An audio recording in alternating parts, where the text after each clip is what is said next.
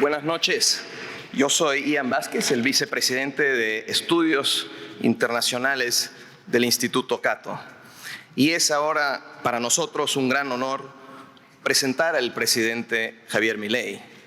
Hoy día, todo el mundo, no solo en Argentina o en América Latina, tiene puestos los ojos en este país por el proceso de cambio económico, político y cultural que ha iniciado y liderado el presidente Milei con un gran apoyo popular.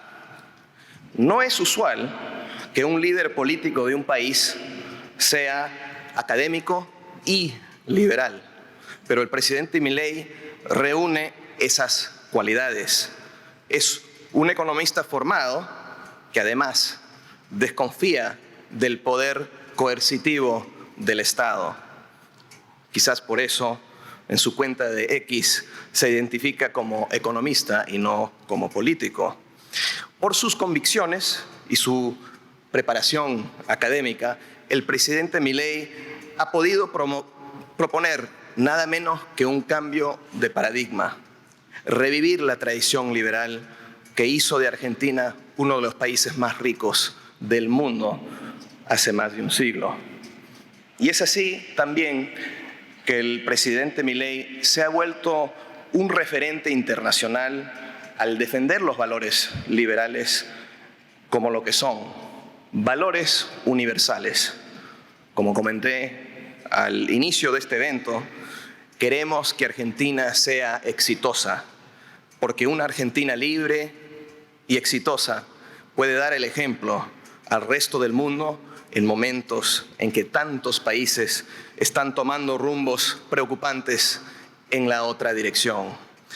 Por todas esas razones, y además porque es el Día del Arquero, nos da un gran gusto poder darle la bienvenida al presidente Javier Milei. Hace uso de la palabra el señor presidente de la Nación, doctor Javier Milei.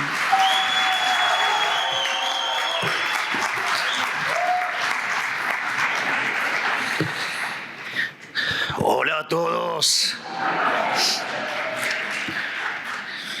Necesito más luz acá. ¿Puede ser? Un poquito más, por favor. No se ve el...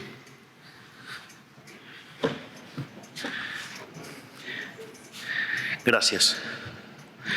Bueno, en primer lugar, quiero agradecer al queridísimo amigo Agustín Echevarne, director de la Fundación Libertad y Progreso, y a Peter Gotler, presidente del Cato Institute, por permitirme hablar en este encuentro hoy, compartiendo programa con intelectuales de renombre en el medio académico liberal, a quienes he estudiado y admirado durante años.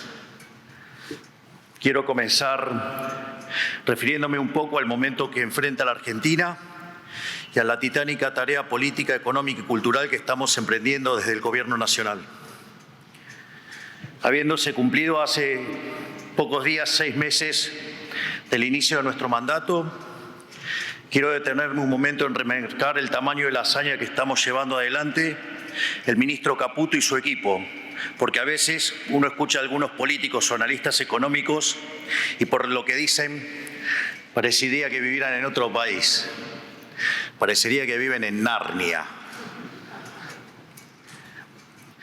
Así que vamos a poner brevemente en perspectiva el trabajo de nuestro equipo económico. En diciembre recibimos como herencia déficit gemelos por 17 puntos del PBI, una brecha cambiaria de 3-1 entre el dólar paralelo y el oficial y un sobrante monetario similar al de la previa del Rodrigazo. Un Estado endeudado casi al borde del default, precios que viajaban ya al 1,5% diario y que conjugados con la deuda del Banco Central nos llevaba camino a una hiperinflación, con el agravante de contar con indicadores de pobreza mucho peores que en la antesala de cualquier otra crisis de nuestra historia. O sea, en buen romance, recibimos un cuadro de situación peor a la previa de la herencia del Rodrigazo en términos de desequilibrio monetario, una situación en el Banco Central muchísimo peor que la que había en los inicios del 89, previo a la hiperinflación de Alfonsín, y con indicadores sociales que eran aún peores que los que teníamos en el 2001. Es decir, estábamos frente a lo que iba a ser la peor crisis de toda la historia argentina. Y vale la pena también decirlo, que el gobierno que se iba tenía conciencia de ello, especulaba con que nuestra posición libertaria decidiera abrir todo de manera instantánea y esto es interesante porque habían pasado todos los pasivos remunerados a un día, con un desequilibrio de stock fenomenales, la deuda de las IRAs por 50.000 millones de dólares, la deuda por los dividendos, deuda en pesos venciendo por el equivalente a 90.000 millones de dólares, 25.000 millones de dólares de deuda externa por vencer con organismos multilaterales con el acuerdo con el fondo caído. Un gobierno que además, a lo largo de los 4 años, emitió por el equivalente de 28 puntos del PBI, pero de esos 28, 13 los emitió durante el último año. Y hay que decírselos en la cara. Ellos esperaban que nosotros liberáramos todo, ignorando la dinámica de los stocks, y que todo estallara tal que nos tiraran la gente a la calle. No descarten que, digamos, la metodología de ellos de tirar muertos en la calle, ir por los saqueos, cosa que algunos periodistas promueven desde sus espacios, claman por libertad de expresión, pero están llamando a cometer delitos, lo cual también es un delito. Y en ese contexto, que toda la crisis hiciera el trabajo del ajuste sucio y ellos volver como redentores a inicios de 2024. Bueno, por suerte no fuimos tan ingenuos, no hicimos lo que ellos esperaban, lo hicimos de otra manera y acá estamos por 1/8 del mandato y que esperamos que si seguimos teniendo éxito del modo que lo estamos haciendo, tengamos 2 mandatos y empezar la era liberal.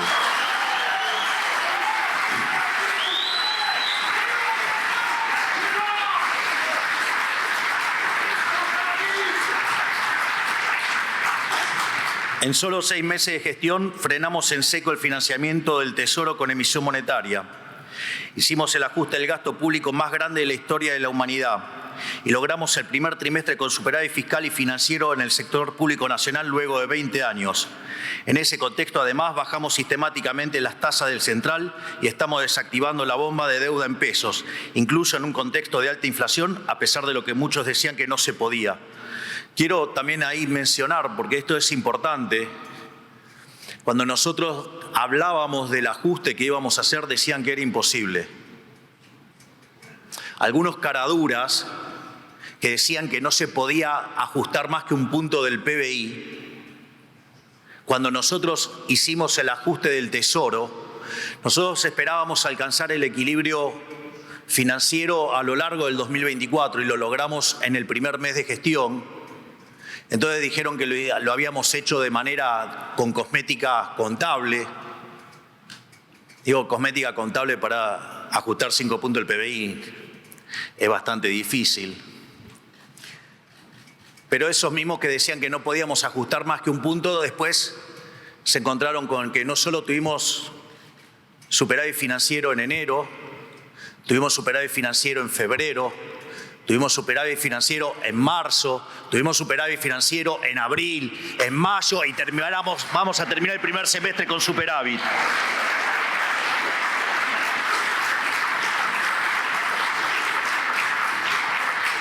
Y no solo eso, sino que en paralelo teníamos un déficit cuasi fiscal de 10 puntos del PBI y hoy lo hemos bajado 9 puntos del PBI. Es decir, llevamos ajustado hasta este momento el equivalente de 15 puntos del PBI y todo eso lo hicimos en menos de 6 meses.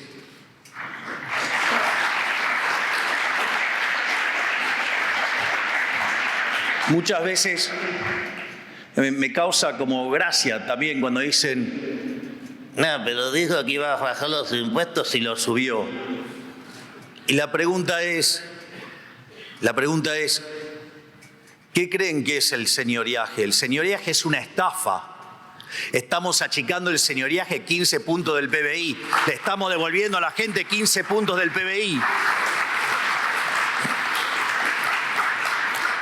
Por eso, mientras que en el mes de diciembre discutíamos la hiperinflación, cosa que también muchos deshonestos intelectuales tratan de dejar de lado, informando solamente lo que pasaba con el IPC y no lo que pasaba con el índice de precios mayoristas, que dio 54%.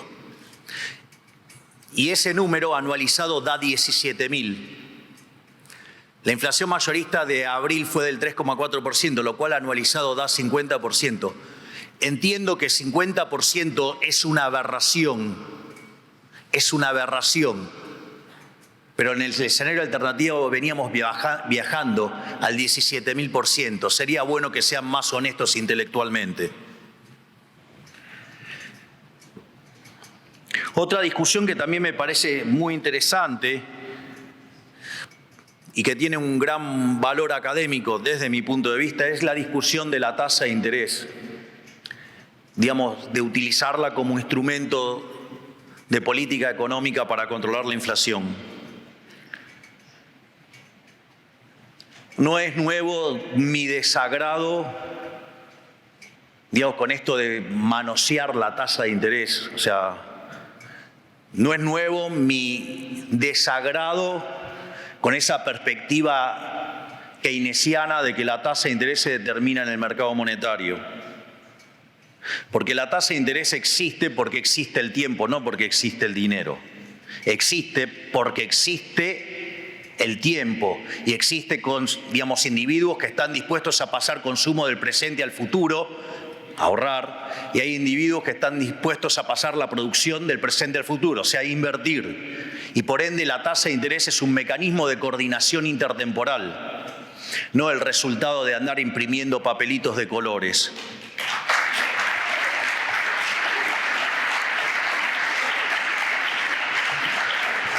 En ese contexto, nosotros consideramos que la inflación es siempre y en todo lugar un fenómeno monetario que se genera por un exceso de oferta de dinero, ya sea o porque aumentó la oferta o porque cayó la demanda o pasó las dos cosas a la vez, que hace que caiga el poder adquisitivo del dinero y eso implica que todos los precios expresados en unidades monetarias suban. Por lo tanto, nuestra apuesta era frenar con la emisión de dinero. Teníamos la convicción y estábamos logrando cerrar la emisión para financiar al fisco. Pero teníamos otro problema, que era la emisión endógena de dinero. Si ustedes se fijan, la mayoría de los analistas en esos momentos nos recomendaban poner la tasa de interés en niveles reales positivos. Si le hubiéramos hecho caso, hoy la relación entre pasivos remunerados y base monetaria estaría arriba de 8. Estaríamos discutiendo el problema del carry trade, estaríamos discutiendo la bomba de las LELIQs, y digamos, si bajar la inflación sería literalmente imposible. Sin embargo, nosotros decidimos arbitrar la tasa de interés en dólares, implicaba una tasa de interés real negativa en pesos, y eso fue permitiendo poner en orden la hoja de balance del Banco Central. En simultáneo, con el superávit fiscal, eso también nos permitió una sustancial caída del riesgo país y nos permitió recrear un mercado de deuda para la deuda del gobierno en una tarea monumental llevada a cabo, digamos, por el secretario de Finanzas, Pablo Quirno, y que en conjunción con el presidente del Banco Central empezaron a mutar la deuda que estaba en el Banco Central a llevarla a donde originalmente debería haber estado frente al financiamiento del desequilibrio fiscal, que era en las cuentas del Tesoro. Eso hace que hoy la relación de pasivos remunerados respecto a la base monetaria se encuentre en 1,2 veces. Es decir, que lo redujimos a 1/3, pero es importante tener idea de las nociones cuantitativas de eso. Nosotros hoy tenemos una base monetaria de 15 billones de pesos y tenemos pasivos remunerados por 18 billones de pesos. Ahora, lo interesante es que esos 18 billones de pesos, 12 billones están en manos de los bancos públicos. De esos 12 billones, 7 están en el Banco Nación, donde además la contrapartida es que hay 3.5 billones de depósitos del Tesoro dentro del Banco Nación. Por lo tanto, hay 7 que no son un problema. Hay 3 que están en manos del Banco Provincia de Buenos Aires. Si bien, el enano comunista es un enemigo de la libertad y en especial de este gobierno,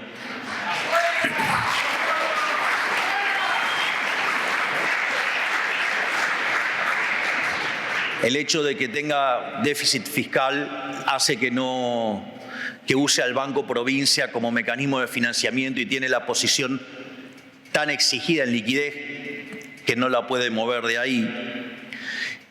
Y lo que queda, básicamente, la gran parte está con el gobierno de la ciudad. Por lo tanto, el problema verdadero que enfrentamos son 6 billones de pesos. Y piensen que hemos tenido en alguna de las colocaciones ofertas por 18 billones de pesos. Es decir, que el problema de los pasivos remunerados, ese problema de emisión endógena, lo tenemos prácticamente acorralado.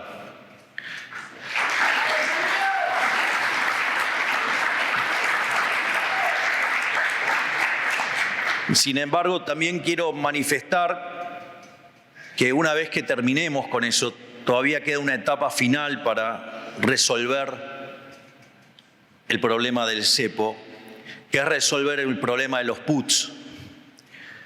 Probablemente sea una de las mayores perversiones que cometió el gobierno anterior. Frente a la no voluntad de los bancos de financiar al Tesoro, utilizaron de manera indirecta al Banco Central, y una forma que además tuvo la complicidad del Fondo Monetario Internacional, lo financiaron con instrumentos que son con puts. Entonces, ¿cuál es el problema? Dentro del balance del Banco Central, lo que figura es el monto del put y no los pasivos contingentes que están abiertos. Para que tengan un orden de magnitudes, esos pasivos contingentes representan 4 puntos del PBI, cuando hoy la base monetaria es de 2.8. Es decir, imagínense lo que sería tirar toda esa cantidad de dinero a la calle. Imagínense que además, y tomen conciencia de esto, que no son ni siquiera puts europeos, es decir, donde ustedes tienen definido el plazo donde vencen. Son puts americanos y se pueden ejecutar en cualquier momento. Por lo tanto, una vez que terminemos con los remunerados, lo que estamos haciendo es trabajar sobre la solución del problema de los puts para definitivamente ahí sí abrir el cepo. En ese contexto también estamos confiados porque hoy, entre lo que tenemos de base monetaria y pasivos remunerados, eso ya llega a 6 puntos del PBI, cuando históricamente la demanda de base en el siglo XXI osciló entre 8 y 9 puntos del PBI. Por lo tanto, una vez que terminemos de resolver el problema de los puts, yo me comprometo a que vamos a abrir definitivamente el cepo.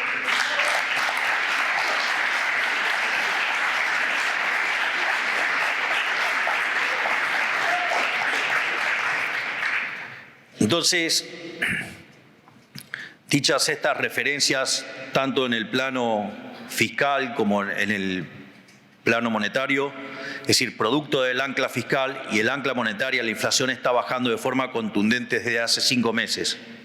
Es más, en pocos días se conocerá el dato de inflación correspondiente a mayo y todo indica que estará por debajo de los 5 puntos. O sea,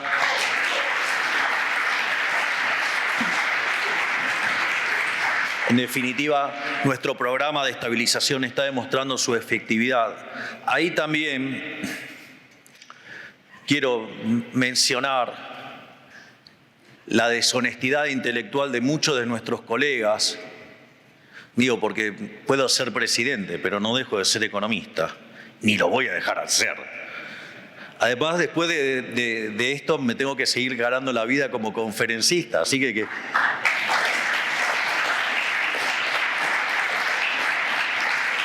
por eso renuncié a mi jubilación de privilegio, para que quede claro que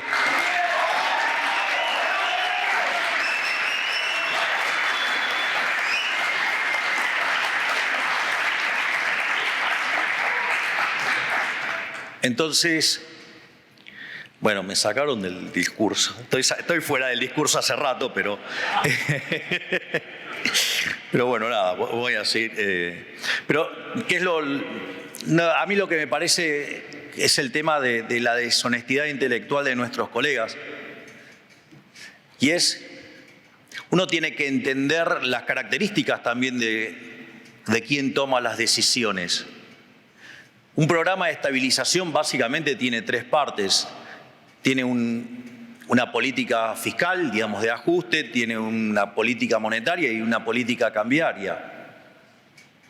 Obviamente que, fruto de que nos lavaron el cerebro durante más de 100 años con políticas socialistas y dirigistas, creen que tiene que haber cosas sectoriales, que hay que controlar los precios, que hay que manejar la dinámica de tal precio, que hay que controlar el otro. Muchachos, soy liberal libertario, yo no voy a hacer ese tipo de porquerías, yo creo en la libertad, no creo, digamos, que los políticos son dioses.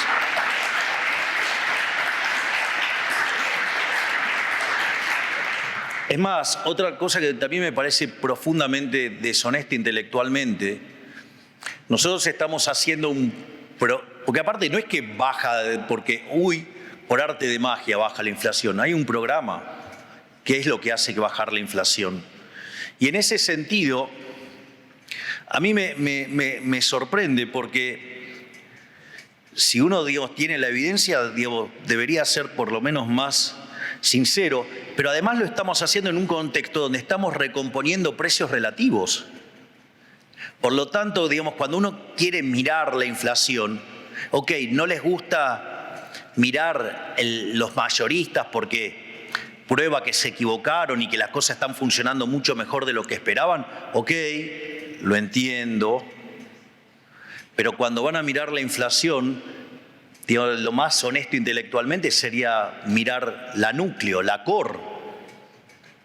Pero no importa, que sigan negando los logros, obvio que no la ven.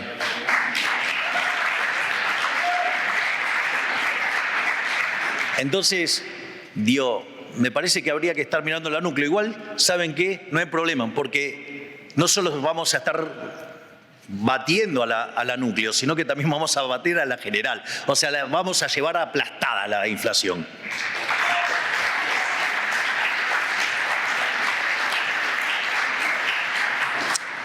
Y como si esto fuera poco, hemos gobernado estos primeros 6 meses del año cuesta arriba, gestionando la peor herencia de la historia y sin el poder legislativo ni los instrumentos con lo que todos los gobiernos antes que el nuestro han contado. Esto no es un tema menor. No es que nosotros, la política no nos acompañó. La política, desde antes de asumir, nos ha puesto palos en la rueda. Nos pusieron palos en la rueda terminando de romper la hoja de balance del Banco Central. Y nos ponen palos en la rueda cada uno de los días que intentamos gobernar. Pero ¿saben qué? Todo esto está probando que las ideas de la libertad son más fuertes, porque a pesar de la casta inmunda política, lo estamos logrando. Estamos venciendo la inflación.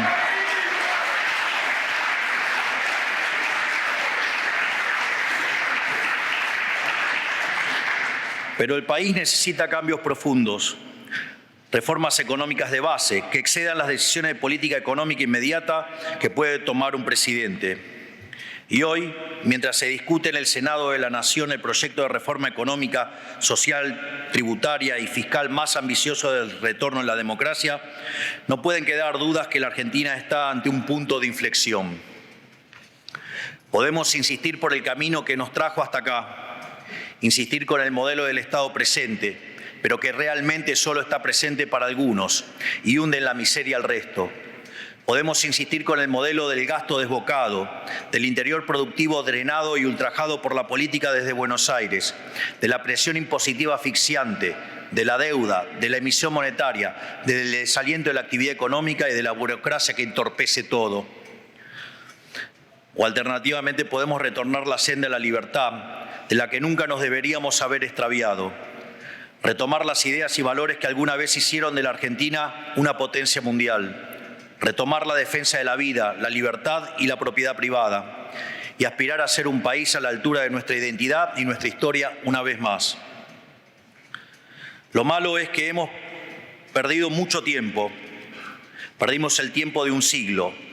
Hace 100 años que dilapidamos el stock de recursos, riquezas y ventajas que nuestra edad dorada nos legó. Lo dilapidamos al servicio de la nada, al servicio de quimeras. Pasamos de ser potencia a ser un país de resultados mediocres, a pesar de que nuestro pueblo no es mediocre, es excepcional. El modelo de la justicia social y del Estado presente ató de manos y sumió en la miseria a un pueblo excepcional. Y este tiempo, lamentablemente, nunca lo vamos a poder recuperar. Lo bueno es que la sociedad argentina, por primera vez en años, se movilizó para exigir un vuelco en una dirección radicalmente distinta. Eligió como presidente a alguien que en campaña se asumió y se animó a decir verdades que cualquier otro político hubiera ocultado con pudor. La sociedad eligió el camino de la libertad, a sabienda de todos los costos y sacrificios que ello conllevaba en el corto plazo, y lo eligió con la mayor cantidad de votos individuales de la historia de la democracia argentina. Sin embargo, para algunos políticos, el mandato popular de cerca de 15 millones de argentinos no significó nada, porque su prioridad no es la sociedad, que demanda a viva voz un cambio, no es el país que necesita ser reencauzado para prosperar, sino su interés personal y rastrero de la casta política que se resiste a hacer las reformas, porque saben que si se las hacen, esto va a funcionar y no vuelven más.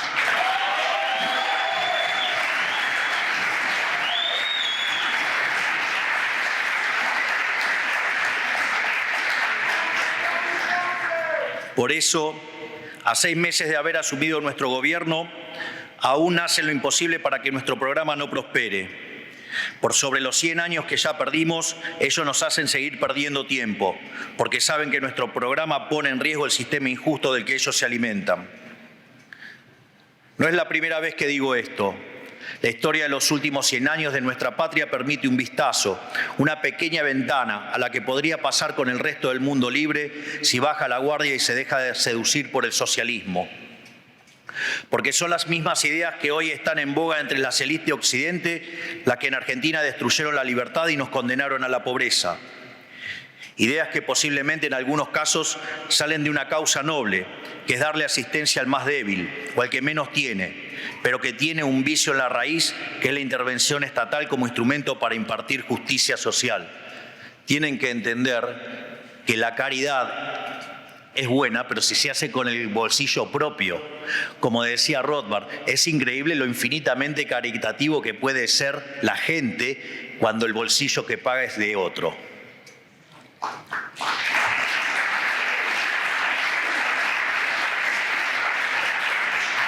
En este contexto, el Estado ni está en su derecho ni es capaz de impartir justicia a través de la distribución de la riqueza, porque la justicia social es un concepto equivocado a nivel moral, a nivel teórico y a nivel empírico. En el plano moral, porque todo acto de distribución supone el acto de coacción previa, que es confiscarle sus bienes a un privado, que son suyos por derecho natural, lo cual significa que el Estado es una organización criminal y violenta, en tanto se financia con una fuente coactiva de ingresos llamada impuestos. En el plano teórico, porque por definición, a mayor intervención estatal, menos libres son los mercados y peor funcionan, produciendo miseria en vez de riqueza. Como decía Hayek, cada vez que el Estado interviene genera un resultado peor a que si no se hubiera entrometido. ¿Por qué? Porque la intervención estatal introduce distorsiones en el sistema de precios, impide el correcto cálculo económico y, en consecuencia, anula lo que Hayek llamaba el correcto funcionamiento del mercado como proceso de descubrimiento. Esto es, en la búsqueda constante por competir en el mercado, el capitalista encuentra el rumbo correcto, pero esto solo puede ocurrir en un sistema de precios libres que extraigan y transmitan mejor la información acerca de las cantidades de qué bien o de qué servicios son demandados y a qué precio.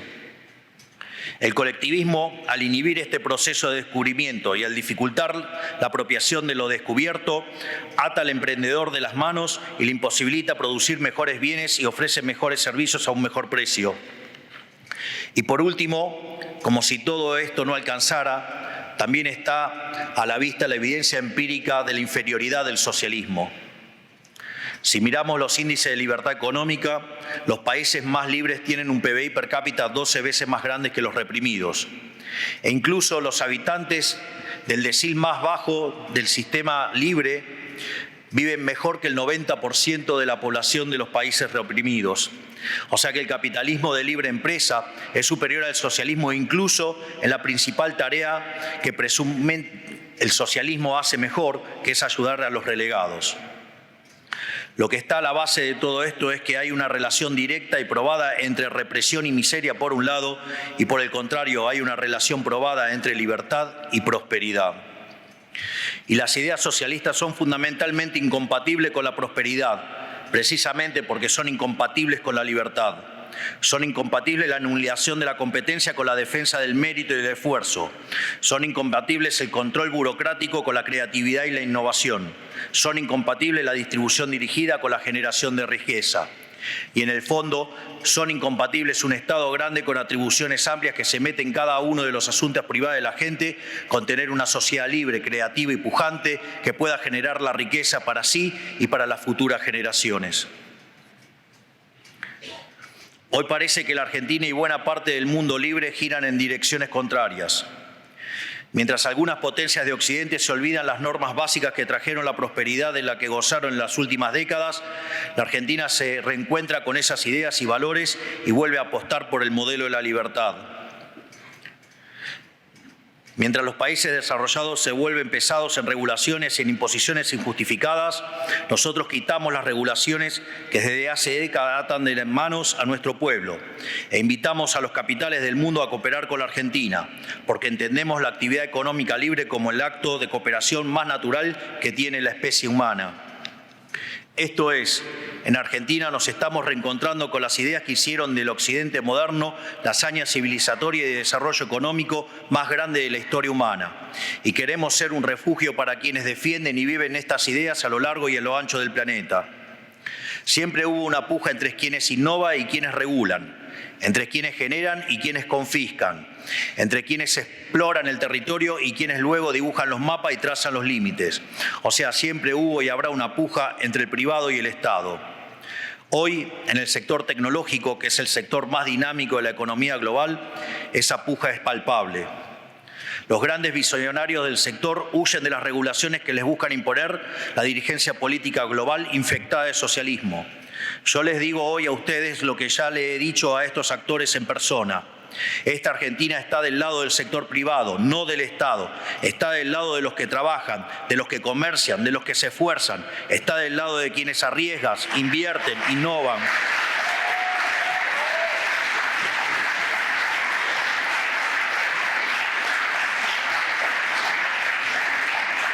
Como decía, está del lado de quienes arriesgan, invierten e innovan, que son por naturaleza benefactores sociales, y va a defender con uñas y dientes las ideas de la libertad, porque sabemos que en ellas está la fórmula para la prosperidad. Pero no se trata solo de tener las ideas correctas, también hay que tener condiciones materiales que nos acompañan, porque después de décadas de estancamiento, la Argentina tiene todo dado para emprender un proceso de convergencia económica que nos coloque a la par de las grandes potencias del mundo en pocas décadas. En el fondo, digamos, la pregunta, ¿no? ¿Qué es el proceso de convergencia? Acá también vale la pena hacer una nota metodológica sobre lo que hacemos los economistas, ¿no? Porque la convergencia es algo que cuando ustedes miran la historia de la humanidad, aquellos que abrazan las ideas de la libertad la logran, pero nuestros modelos de crecimiento está simplificado detrás de determinados formatos de la función de producción y que en realidad no tenemos ni el fundamento de por qué se termina convergiendo, digamos, en el fondo, digamos, surge en función de la concavidad que tenga la función de producción y cuán lejos estemos del equilibrio del stock de capital per cápita del estado estacionario. En definitiva, de lo único que estamos hablando es de una relación matemática y está vacía de contenido. Es decir, la convergencia no se da porque sí, porque entonces si no todo país que estuviera rezagado, sin lugar a dudas, podría crecer sin hacer nada, y eso es falso. Por eso yo enfatizo tanto en dos trabajos, en el trabajo de Hayek y en el trabajo de Locke, que es sintetizado por Israel Kirzner, esta idea del mercado como proceso de descubrimiento y el principio de apropiación de Locke, en un contexto donde se respeten los derechos de propiedad. O sea, si ustedes hacen eso, la convergencia se va a dar, porque hay un montón de cosas que había que descubrir y ya las descubrieron otros.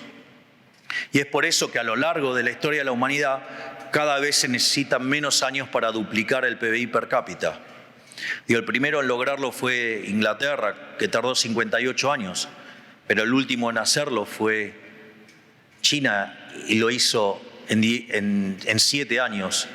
Es más, en 14 años multiplicó por 4 su PBI per cápita, porque lo duplicó una vez y lo volvió a duplicar. Y lo hizo a partir del impulso de las zonas liberadas al mercado. Entonces, no es que la convergencia es algo que se va a dar de modo tautológico por la forma que tiene la función de producción, que además no tiene contrapartida empírica. Porque la contrapartida empírica son los rendimientos crecientes, no los rendimientos marginales decrecientes. Y ahí la clave, justamente, es qué es lo que está de fondo. Y lo que está de fondo son las ideas de la libertad. Yo, digamos, en algunas de las filminas que vi pasar de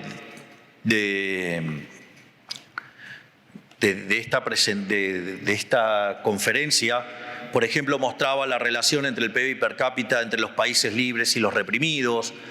Es más, no solo eso, los países libres crecen más que el doble que los reprimidos. Entonces, la clave pasa por ahí, en el entramado institucional que permite la convergencia. Y si ustedes a eso le suman las mejoras que estamos viendo en términos tecnológicos, en especial con inteligencia artificial, esa convergencia puede ser acelerada. Entonces, la Argentina tiene hoy de prosperar nuestra reforma la oportunidad de iniciar este proceso de convergencia para alcanzar niveles de vida similares a los países más desarrollados de la Tierra. Más o menos para que se den una idea, la reforma estructural más grande que se hizo en Argentina en la historia fue la de Menem en los 90. La reforma que nosotros estamos enviando en la ley bases es 5 veces más grande que esa. Y si ustedes le suman el DNU, el cual aún sigue en pie, estamos haciendo reformas estructurales 8 veces más grandes que lo que fue la reforma más grande de la historia argentina. Y después vienen los caradulas a decir que no hay plan.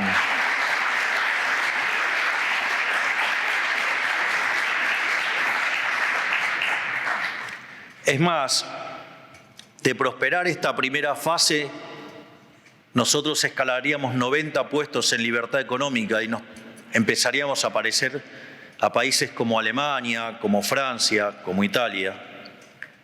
Pero eso a mí no me alcanza.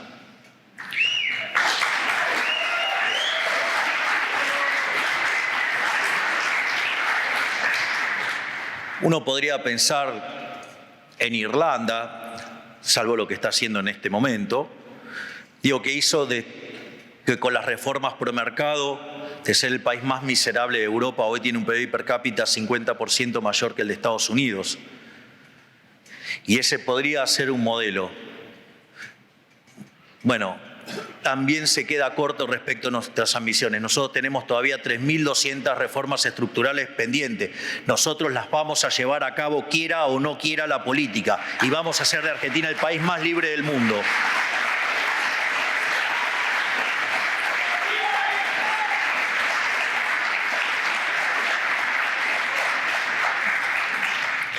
Y después están las cuestiones, digamos, de la coyuntura también, ¿no? Porque somos desde hace décadas una olla a presión hirviendo con la tapa cerrada. Lo único que hay que hacer es destaparla y reanudar la tarea, digamos, del mercado como proceso de descubrimiento, donde la baja capitalización de la economía, fruto de 20 años de populismo empecinado en destruir el capital, ya eso mismo genera oportunidades de inversión enormes para aquellos que apuesten por el país. Así, reduciendo el déficit, reduciendo la carga impositiva sobre la actividad económica, defendiendo a rajatabla los derechos de propiedad, haremos de alcanzar el desarrollo deje de ser un sueño para volverse una realidad.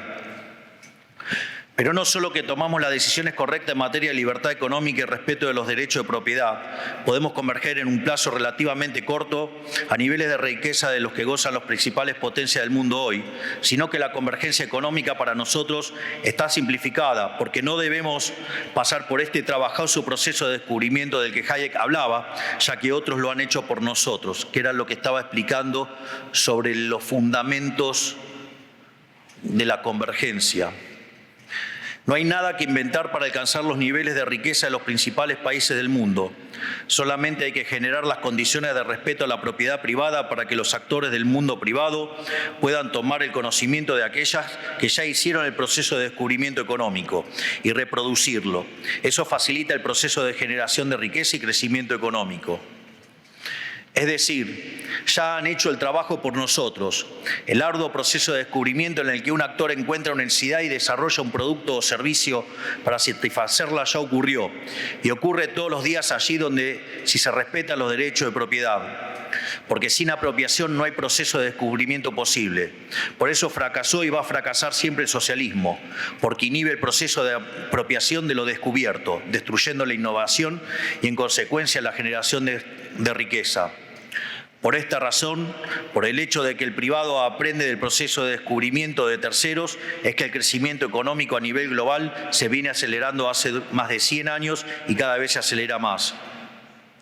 Si a esto le sumamos las herramientas tecnológicas con las que contamos hoy, como por ejemplo la inteligencia artificial, ese proceso de convergencia económica para alcanzar los niveles de vida de los países desarrollados puede ser incluso mucho más corto de lo que creemos. Todo esto implica que en una sola generación la Argentina podría pasar de ser un país pobre a un país de los países más importantes del mundo. Lo único que necesitamos es volver a abrazar las ideas de la libertad, defender la vida y defender la propiedad.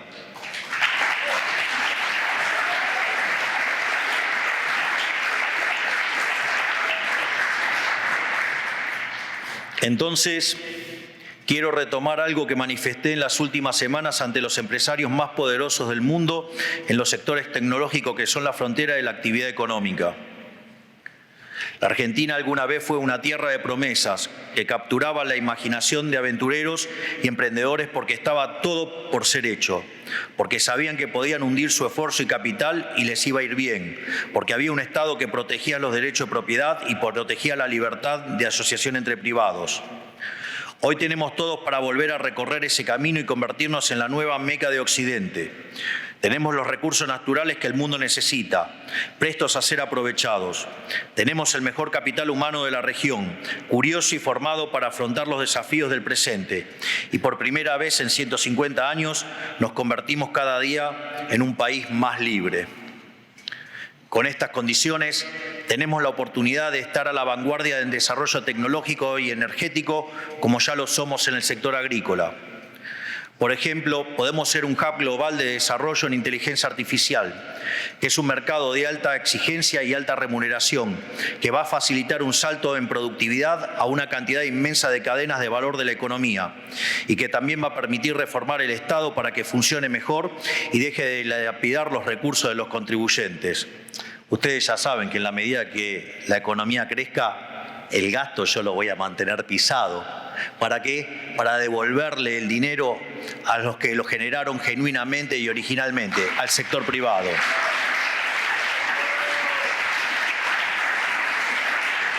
En este sentido, tenemos la obligación de aprovechar esta oportunidad. Se lo debemos a los argentinos de bien, demostrarle que su esfuerzo es para algo, que al trabajo y al sacrificio le corresponde una mejora en su calidad de vida. Quiero recordarle a los argentinos lo que después de acumular fracaso tras fracaso nos olvidamos, pero que el resto del mundo conoció durante los últimos 100 años, que la libertad económica trae prosperidad y trae prosperidad para todos, no solo para algunos.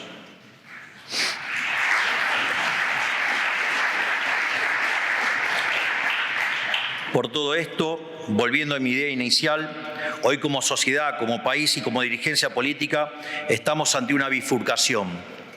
O persistimos en el camino de la decadencia o nos animamos a recorrer el camino de la libertad.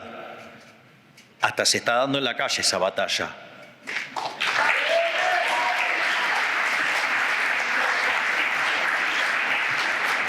Afortunadamente tenemos una gran ministra de Seguridad y que está poniendo la calle en orden como prometimos en campaña.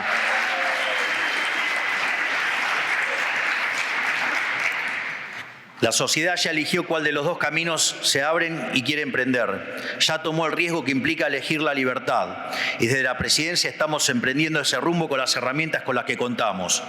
Ahora le toca el turno al resto de la política de decidir si acompaña o si le da la espalda al mandato popular de vivir en un país más libre y con una economía más dinámica, o si insiste en persistir en el camino de la servidumbre, condenándonos a todos en la miseria.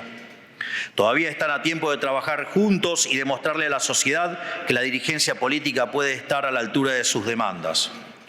Nosotros no tenemos otra ambición que generar las condiciones materiales y espirituales para que la Argentina vuelva a ser un país próspero. No nos interesa el poder político como fin en sí mismo. No nos interesa ganar nada a título personal. Estamos acá dispuestos a dejarlo todo al servicio de nuestra causa, incluso si nos costara nuestro propio bienestar personal.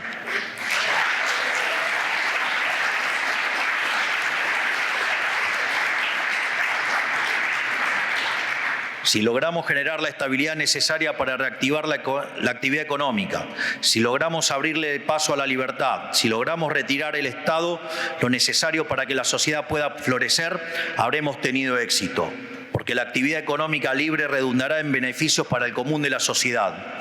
Si logramos esto, no será un triunfo nuestro, sino de la sociedad en su conjunto, que habrá logrado dejar atrás 100 años de estatismo y decadencia. Por eso, mientras transitamos el camino a aquella nueva Argentina, les agradezco a todos ustedes por estar aquí. Dios bendiga a los argentinos y que la fuerza del cielo nos acompañe. ¡Viva la libertad, carajo! ¡Viva la libertad, carajo! ¡Viva la libertad, carajo! Muchas gracias.